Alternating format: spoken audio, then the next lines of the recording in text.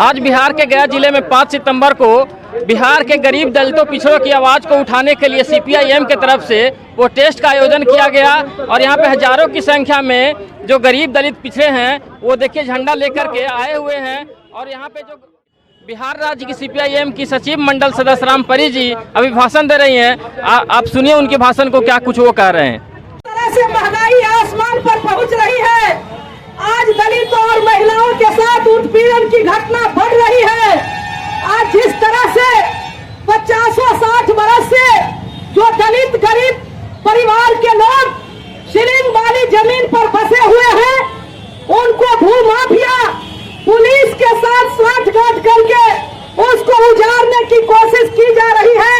इन तमाम मुद्दों को लेकर के आज राज्य के विभिन्न जिला मुख्यालयों के समक्ष सीपीआईएम की ओर से प्रदर्शन का कार्यक्रम चल रहा है साथियों।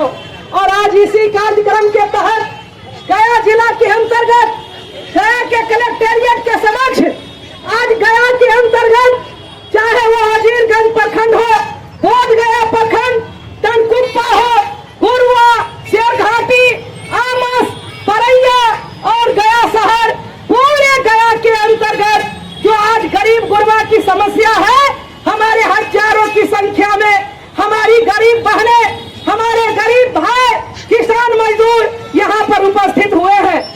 इस मुद्दे पर मुझे ये कहने में कोई संकोच नहीं हो रहा है कि आज जो जनतांत्रिक आंदोलन है, जो जनता का मुद्दा है, इस मुद्दा पर जब हम कुछ बात रखने के लिए आते हैं तो यहाँ का प्रशासन हिटलर शाही के जैसे आज वो वार्ता तक भी करने देने के लिए तैयार नहीं है। हमारे साथी यहाँ बैठ करके जो प्रशासन को कुछ बात बताना चाहते हैं, उसके लिए भी उनके पास जगह नहीं है साथियों। ये बहुत ही शर्म की बात है। आप समझ सकते हैं कि आज जो मुद्दे हैं, अभी 2 दिन पहले की घटना है। शेरघाटी प्रखंड के अंतर्गत उचीरमा में 5 साल की बच्ची के साथ बलात्कार करके, सामूहिक बलात्कार करके उसकी हत्या कर दी जाती है। आप सुने होंगे, आज ये देश के प्रधानमंत्री और बिहार के मुख्यमंत्री महिला सशक्ति कहते हुए थकते नहीं है। कहते हैं कि महिला को सशक्त करना है, आगे बढ़ाना है। लेकिन शायद आप सुने होंगे, कलकत्ता के एक अस्पताल में जब एक डॉक्टर महिला के साथ सामूहिक बलात्कार करके निर्ममता पूर्वक उसकी हत्या कर दी जाती है और तब देश शर्मसार हो जाता है। न सिर्फ कलकत्ता के अंतर्गत बल्कि पूरे देश के पैमाने पर अभी मुजफ्फरपुर के एक 14 साल की नाबालिग बच्ची को घर से उठा करके ले गया और उसके साथ सामूहिक बलात्कार करके निर्ममता पूर्वक उसकी हत्या कर दी गई। यही सिर्फ मामला नहीं है। आज जो दलित और खास करके महादलितों का सवाल है, जो दलित और महादलित आज सबसे ज्यादा निचले पायदान पर है। आज सरकार कहती है दलितों के लिए हम कल्याणकारी योजना लाना चाहते हैं। अरे आप कल्याणकारी योजना की बात बाद में करोगे, लेकिन जिसका मौलिक अधिकार भोजन का है, जिनका मौलिक अधिकार जमीन का है, जिनका मौलिक अधिकार भोजन का है, जिनका मौलिक अधिकार आवास, शिक्षा और बीमार पड़े तो उसका इलाज का है, आज वो मौलिक अधिकार भी प्राप्त नहीं होता है। हजारों की संख्या में 80-85 के समय से ही हमारे गरीब लोग, भूमिहीन दलित, महादलित वर्ग के लोग जो सीलिंग वाली जमीन पर, जो बिहार सरकार की जमीन पर बसे हुए हैं, जमीन का कागज भी मिला हुआ है, लेकिन जो जमींदार है वो पुलिस के साथ साठगांठ करके नकली कागज हाई कोर्ट से बना करके ला करके डीएम साहब को देते हैं और डीएम साहब बुलडोजर से गरीबों का घर उजाड़ने का न्योता देते हैं, ऑर्डर देते हैं। मैं इस सभा और इस प्रदर्शन के माध्यम से यहाँ के डीएम साहब को बताना चाहती हूँ कि यही देश है जिस देश के अंतर्गत कानून भी है। सुप्रीम कोर्ट ने कहा कि जो 12 साल जो व्यक्ति जिस जमीन को जोत रहा है, जो 12 साल तक जिस घर में रह रहा है, उस घर से और उस जमीन से मैं पीएम साहब को कहना चाहती हूँ, जब उच्चतम न्यायालय ने दिया, जब सुप्रीम कोर्ट का ऑर्डर है, तो तुम कौन होते हो ऑर्डर देने वाले? तुम कौन होते हो उजाड़ने वाले? हमारे गरीब भाई बहन यहाँ पर आए हैं, आज देख रहे हैं बिहार सरकार सर्वे करा रही है और सर्वे के नाम पर भारी भ्रष्टाचार हो रहा है, भारी लूट हो रहा है। हमारी पार्टी कहने के लिए आई है, ये सर्वे ऐसे नहीं होगा। घर में बैठ करके कुछ लोगों से पैसा ले करके उनका कागज आप बनाओगे, हम उस कागज को नहीं मानते हैं। लाल झंडा उस कागज को नहीं मानती है। अगर आपको कागज बनाना है, सर्वे करना है, तो आप जाओ गरीब के घर में बैठो, उस झोपड़िया में बैठो, जिस झोपड़ी में वो गरीब अपने बाल बच्चों के साथ, माल मवेशी के साथ, बुजुर्ग सास ससुर के साथ हमारी बहनें रह रही है, उस घर में बैठ करके सर्वे करो और उसको जमीन का कागज दो, हम तब इस जमीन सर्वे को मानेंगे। आज ये सर्वे लूट का अड्डा बन गया है, ये लूट का अड्डा बन गया है, लूटा जा रहा है। इसीलिए आज इस प्रदर्शन का सबसे जो महत्वपूर्ण मांग ये है कि जो सर्वे हो रहा है, हम इसका विरोध नहीं करते हैं, लेकिन आज जिस तरह से कुछ मुट्ठी भर पूंजीपति और भूमाफिया को लेकर के किसी के दरवाजे पर बैठ करके सर्वे किया जाता है, हम उस सर्वे को नहीं मानते हैं। जो गरीब के घर में जाकर के बैठिए और उसको कागज जमीन का दीजिए। दूसरी बात है साथियों, ये चुनाव के समय में बहुत बड़े बड़े वादे बिहार सरकार और केंद्र सरकार किया था। अभी नीतीश कुमार की बोलती बंद है। चुनाव से पहले बहुत विशेष राज्य की दर्जा की बात करते थे, लेकिन जब से ये नरेंद्र मोदी अपने बगल में बैठाने लगा नीतीश कुमार को, तो चाचा भतीजा एक हो गए हैं और ये चाचा भतीजा मिलकर के बिहार का विशेष राज्य का दर्जा देने की बात को वो भूल गए हैं। मैं ये कहना चाहती हूँ, यही नीतीश कुमार जी हैं जिन्होंने कहा था कि हम केंद्र में एनडीए की सरकार बनेगी तो हम 200 यूनिट बिजली माफ करेंगे।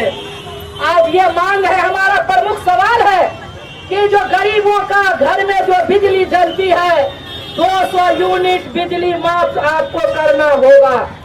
हम ये कहने के लिए आए हैं कि ये जो प्रीपेड मीटर है, ये प्रीपेड मीटर नहीं चलेगा। गरीब लोग उस प्रीपेड मीटर को उखाड़ करके फेंक देंगे, वो प्रीपेड मीटर नहीं चलेगा। और ये प्रीपेड मीटर अमीरों के लिए, कॉमर्शियल एरिया के लिए है, ये ग्रामीण इलाके के लिए नहीं है, इसीलिए उसको आप बंद करो। हमारी पार्टी ये प्रदर्शन के माध्यम से मांग करती है कि आज जिस तरह से बेरोजगारी बढ़ रही है और सरकार गरीबों को, नौजवानों को नौकरी देने के लिए तैयार नहीं है, वैसी अवस्था में हमारी पार्टी मांग करती है कि जब तक नौकरी नहीं मिलती है, तमाम नौजवानों को 5,000 रुपया भत्ता दिया जाए। हमारी पार्टी मांग करती है कि जो वृद्ध और विधवा विकलांग है, वो 400 रुपया से कुछ नहीं होने वाला है, कम से कम 3,000 रुपया उसको भत्ता दिया जाए। आज जिस तरह की समस्याएं, जिस तरह का सवाल आज पूरे देश के अंतर्गत हम देख रहे हैं कि जिस तरह से आज अदानी और अंबानी आगे बढ़ रहे हैं, अदानी और अंबानी जो दो परिवार है इस देश के ऊपर हावी हो रहा है। जो मेहनत करने वाले मजदूर हैं, आज गरीब किसान है, आज किसानों की हालत सबसे ज्यादा खस्ता होते जा रहा है। आप बाजार चले जाइए, तमाम चीजों की कीमतें बढ़ गई है। आज चले जाइए, दाल 100 का पार, चावल 50 का पार, आटा 40 पार, सरसों का तेल 200, मसाला 200-250 से कम कुछ भी नहीं मिलता है। और लोगों को रोजगार की कहीं कोई गारंटी नहीं है। अगर दैनिक मजदूरी भी करने वाले हैं तो मुश्किल से 200-250 रुपया मिलता है, जिसमें उनका पूरा परिवार को कुछ नहीं हो सकता है। इसीलिए आज जो मनरेगा में नीतीश जी ने वादा किया था कि मनरेगा के अंतर्गत कम से कम साल में 200 दिन काम दिया जाए और 600 रुपया मजदूरी दी जाए, आज भूखमरी की स्थिति पैदा हो गई है। सरकार जो गरीबी रेखा से जीवन बसर नीचे जीवन बसर करने वाले हैं उनका आंकड़ा पेश नहीं कर रही है, क्योंकि नरेंद्र मोदी ये दुनिया को बताना चाहता है कि हमारा देश विकास कर रहा है, लेकिन आज भी 66% ऐसी हमारी बहनें हैं जिनके शरीर में खून नहीं है। आज बच्चे कुपोषण के शिकार हो रहे हैं। आज क्या खाएंगे, कल क्या खाएंगे, इसके लिए गरीब तरस रहे हैं। और जन वितरण प्रणाली के माध्यम से मात्र 4 किलो चावल दिया जाता है। आप याद कीजिए, इसी देश के अंतर्गत केरल है, जिस केरल के अंतर्गत एक जन वितरण प्रणाली में 14 सामान दिया जाता है और मिट्टी का तेल, सरसों तेल, चीनी, आटा, चावल, चाय पत्ती, तमाम APL BPL का कोई भेद नहीं।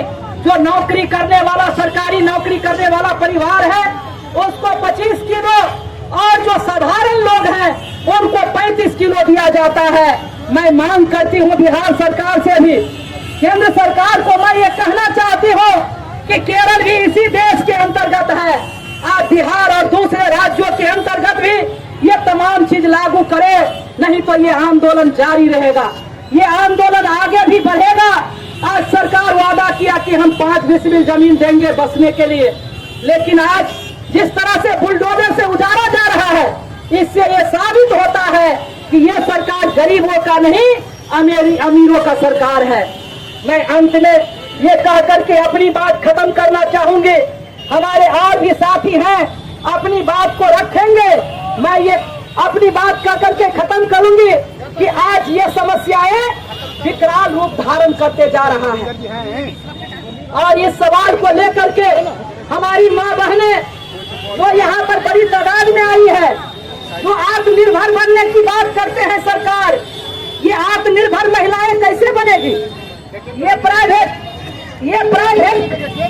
प्राइवेट कंपनी वालों को ये न्योता दिया है। प्राइवेट कंपनी बैंक वाले जो हमारी समूह की बहनें हैं उनसे जो है 25-26% इंटरेस्ट लेकर के समूह लोन देता है। प्रत्येक महीना किस्त सुनता है और किस्त इतना भारी होता है, इतना बोझिल होता है कि हमारी माँ बहनें चुका नहीं पाती है। माल मवेशी गहना जेवर बेचने के बाद भी नहीं दे पाती है तो वो आत्महत्या करने के लिए मजबूर हो जाती है, ये जहर खाने के लिए मजबूर हो जाती है। ये कैसा आत्मनिर्भर है भाई? ये सीतारमन वित्त मंत्री है। सीतारमन ने कहा था कि हम लाखपति दीदी बनाना चाहते हैं। ये लाखपति दीदी बना रहे हो कि खाकपति बना रहे हो? इसीलिए हमारी पार्टी का और अखिल भारतीय जनवादी महिला समिति का ये स्पष्ट मांग है कि सरकार उन तमाम गरीब महिलाओं को बिना ब्याज का सरकारी बैंक से लोन दे। महिला बकरी पालन करेगी, मवेशी पालन करेगी, दुकान चलाएगी, सिलाई दुकान चलाएगी और बिना ब्याज का जो भी उसका होगा किस्त में लौटाएगी। ये भी हमारा मांग है भारत सरकार और बिहार सरकार से। इन्हीं बातों के साथ हमारे साथी यहाँ पर उपस्थित हैं, यहाँ पर मैं आग्रह करूंगी कि हमारी पार्टी के नेता रविंदर जी जो CPM के पूर्व जिला सचिव हैं वो आकर के कुछ अपनी बात को बतावें। कॉमरेड रविंदर जी।